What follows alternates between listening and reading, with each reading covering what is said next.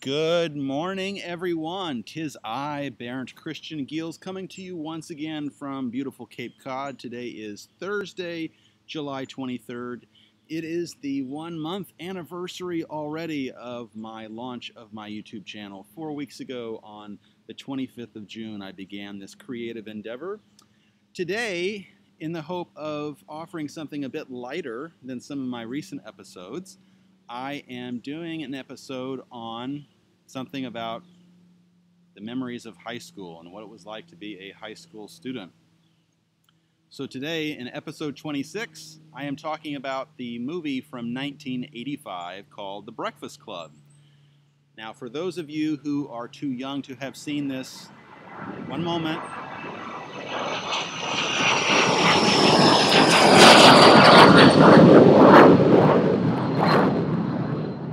These are the limitations of my resources. I have ants trying to crawl on my computer and planes flying overhead. I continue to look for a suitable recording studio and am struggling to find one. So I have to keep coping with planes flying very low overhead. My apologies.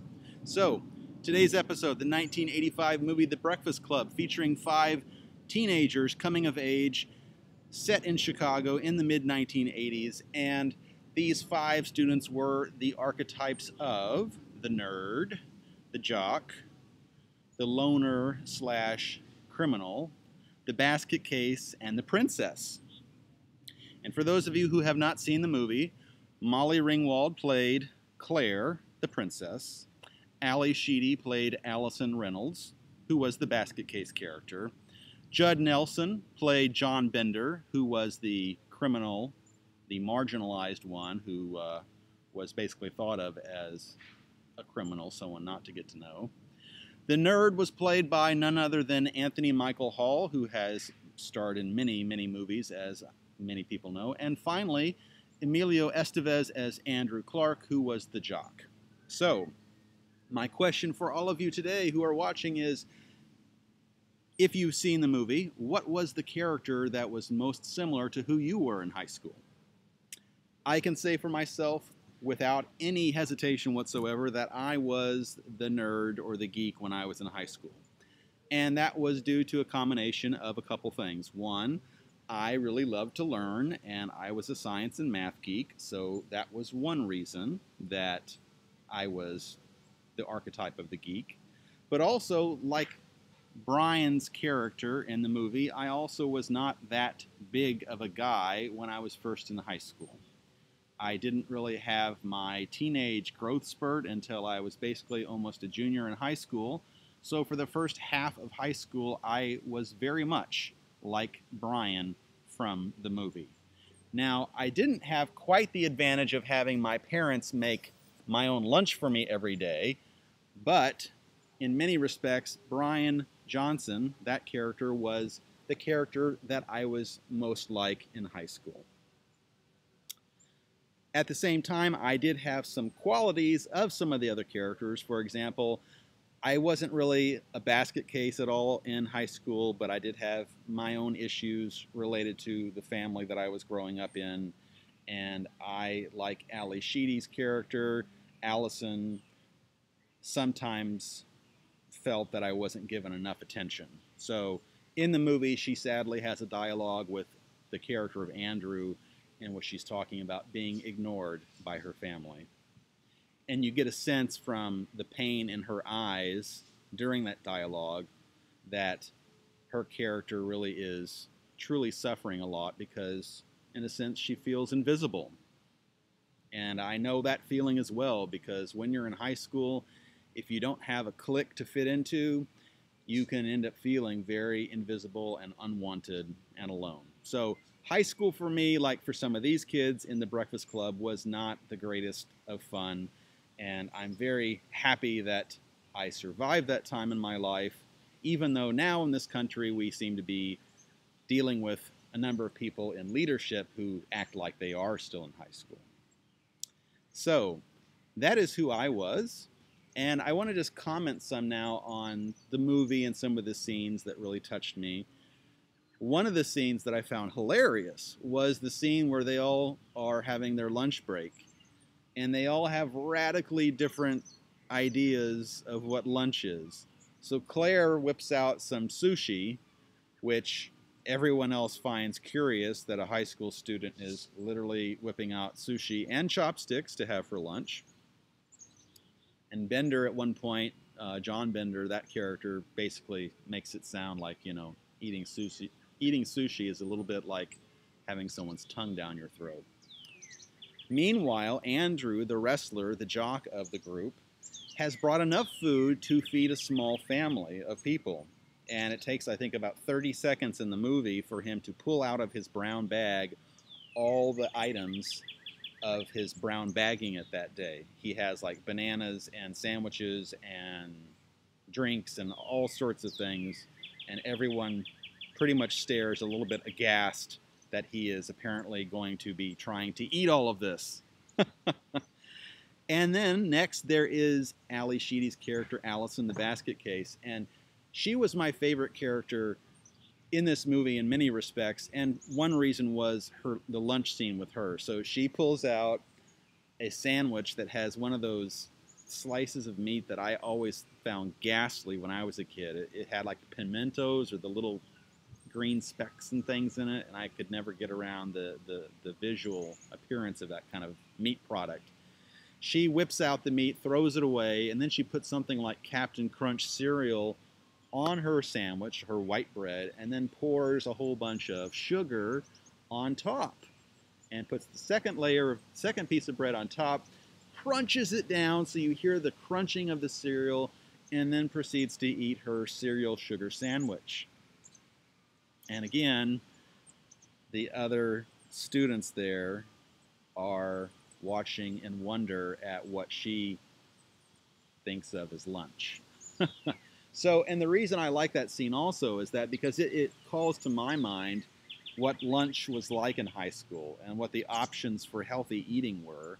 And quite honestly, where I grew up in the public school system in Texas, the lunch offerings were often not all that appealing. Like, they had some good things, I will say, but sometimes there were issues with the temperature of the food. Like, one of the worst things that you can ever have, in my opinion, is cold chicken fried steak with lukewarm white gravy on top. Now, having grown up in the state of Texas, I very much love chicken fried steak and gravy, even though I haven't lived there in years, and even though eating that regularly isn't the best for your health. I love a good chicken fried steak, either sandwich or with gravy on it. But our school system, I can remember having that at least a couple times, and it was not that savory because the temperature was not quite right. And it wasn't just chicken fried steak. You know, we had plenty of food that was kind of junky in nature. We didn't exactly have lots of salads and greens in our meals.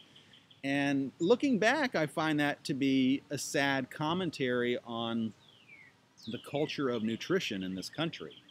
And for example, when I talk to my doctor, perhaps at like my annual physical, or if I have an appointment with my primary care doctor for some other reason, I have commented in the past that I feel that my diet is fairly good for the average American. But the unfortunate thing is that the average American, by worldwide standards of the developed world, doesn't have that great of a diet. And so when I say, yeah, I'm eating pretty well by American standards, that's not exactly saying a lot. And on the note of nutrition, since I've gone in this direction, I count myself as having been very fortunate that in my younger adult days, in my 20s, when I moved to California, I discovered so much more. I discovered a much larger world of nutrition, and I discovered that because the San Francisco Bay Area, being the place that it is, had amazing grocery stores and resources and restaurants with representing cultures from all over the world could be found there, especially from the Far East, from Asia, China, Japan, Thai food, Vietnamese food, so many great choices. And so in the time that I lived in California, I really came to appreciate the significance of good nutrition in my life and how, sadly, too many public school systems, certainly in this country, even today, have struggles with providing sufficiently healthy nutrition, sufficiently healthy meals to the kids when they are in school. And this is a timely issue to be talking about now as well because of the crisis related to the coronavirus pandemic and the ensuing economic crisis that has created. Because all too unfortunately, what's happening, what's being reported is that a lot of budgets are going to be reworked, obviously, in the face of a dramatic decline in revenues. So one of the unfortunate possibilities is that we're going to probably see certainly not an improvement in the healthy quality of the food served in our school system here in this country, quite possibly with more people struggling to not fall into poverty. It will become easier for some Americans to sadly choose less expensive food alternatives, which oftentimes is synonymous with fast food. And fast food too often can be high in caloric intake, but not high in nutrition and quality protein and the like. So this issue of nutrition is something that is an ongoing challenge, an ongoing problem in this country. And I thought it was very adeptly, in a sense, given attention in The Breakfast Club. Even though they were there in the movie in detention on a Saturday when the school was not open, you could still get a sense of the vastly different kinds of nutrition and food that was available to these 5 kids based on their circumstances and their own families. So that was one great scene in The Breakfast Club that I loved, was watching the lunch scene. One of the other major scenes that I love is later in the movie when all 5 of the characters are sitting and talking about their lives. This is long after they've broken the ice and found some way to communicate with one another. And the stories that they share later in the movie about their lives and about their challenges and their parents and things like that, that was a particularly moving part of the movie for me, because you get a sense that all 5 of these kids, despite their differences, despite the challenges they have, despite the different families they come from, they all fundamentally need and want the very same things, namely love and attention and caring and friendship. But because they are living out these archetypes so deeply connected to high school, to the high school phase of our lives, they find it challenging, obviously, to transcend those archetypes, those roles that they have, and actually remain friends, possibly, with the other kids they've spent this Saturday with after detention is over. So those 2 scenes for me, the lunch scene and the getting to know you or heartfelt sharing scene, if you want to call it that, those 2 scenes from the movie are what most pulled at my heart and made me laugh as well as feel like crying. So, and then finally, also, one third scene I loved was just when they are letting loose in the library, excuse me, and are dancing and having fun and basically just being who they are and enjoying themselves. And excuse me, a little dry. That particular part of life as a teenager, being able to let loose and have fun and express who we are, is something that a lot of teenagers can struggle with, even in the best of times, let alone in the present day, where the teenagers of today's America face things that my generation, when I was growing up, never really had to think too much about. And on that note, I'll segue into what I'm alluding to, which is violence in schools, gun violence, and the like. And in 1985, when this movie came out, there was very little attention given to gun violence, because in 1985 in this country, it was a different world then. And even though the character of John Bender was an intimidating one, and as I recall, he had, I think, at least a knife on him, that still paled in comparison to some of what kids today in the United States of America face in their schools, whether it's in high school or junior high or even elementary school and college. Because I'm a big believer in the value of education, that is one reason why I do like watching movies that have some sort of theme about education or about the lives of students. And the final thing that I will say about this movie and about my sense of who I am and what archetype I filled is that in 1985, no movies pretty much dared to tackle the reality that a small percentage of those kids were not straight kids. That a small percentage of those kids in 1985, as in any other year, were, if they could express themselves more freely, gay, lesbian, bisexual, transgender, gender nonconforming, non-binary, and so on. And so for me, despite the fact that I could identify with the character of Brian as the nerd of the group, I nonetheless couldn't identify with the movie in that there was no representation of who I was as a teenager in regards to my sexuality. And in 1985, that was a dicey proposition. For those of you who don't remember 1985 because you were small children or not born yet, 1985 was basically about the height of the AIDS epidemic in the United States of America. And sadly, not only were many LGBTQ people dying, but there was a lot of prejudice and hatred and exclusion of the LGBT community in the broader life of this country.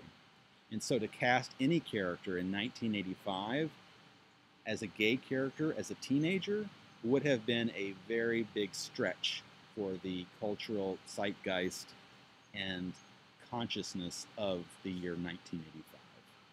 So much as it would have been lovely in 1985 to have seen a character that better resembled me than Brian, who was the closest approximation to who I am, or who I was and who I became, it still was not that accurate because it completely left out one of the most fundamental parts of who we are, namely our sexuality.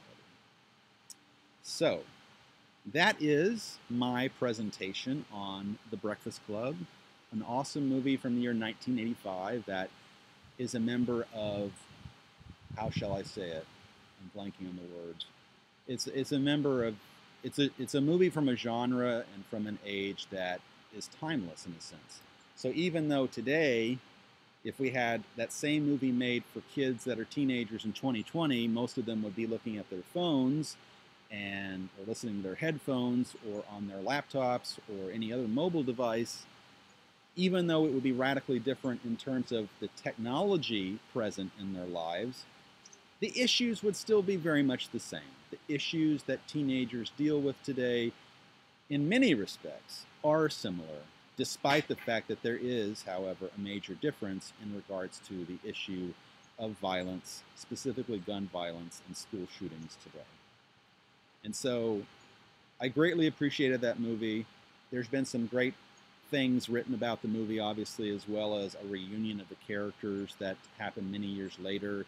I will post some links to some resources related to this movie in the info box for this episode, so tune in for that, look for that, and I will part ways with you today by asking you to contemplate that question at the beginning of the episode I asked, which is, who were you in high school, and who were you specifically, if you had to pick one of these 5 characters, which one of them was the character that you were most like when you were in high school? So on that note, I will bid you all cheers and farewell. This has been episode 26. Who are you in the Breakfast Club? I will be back tomorrow with yet another episode. Thank you to everyone who is watching. Please tell your friends, family, colleagues, and pets about me. Have a wonderful day. Enjoy the summer weather if you can to the best of your ability, and I'll see you soon.